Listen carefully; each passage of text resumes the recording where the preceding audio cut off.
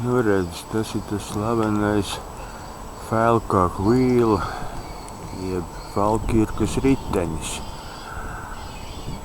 kurš aizstāja 11 slūžas un iebrauc vidēja izmēra kuģis apakšā un tāds pats augšā. Un tad viens kuģis tiek pacelts augšā, otrs nonāk lejā. Starpība ir 24 metri. Kuģi tiek pacelti un pēc tam tas, kas nāk uz leju, iet prom pa kanālu laikam uz Edinburgu, un tas, kas tiek uzcelts pa garu Reni,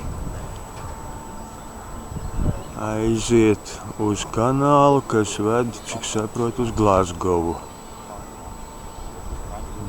Tas tāds tehnikas brīnums, kas ir atvērts laikam pagājušā gadā tikai. Tā viņš te tagad notiek.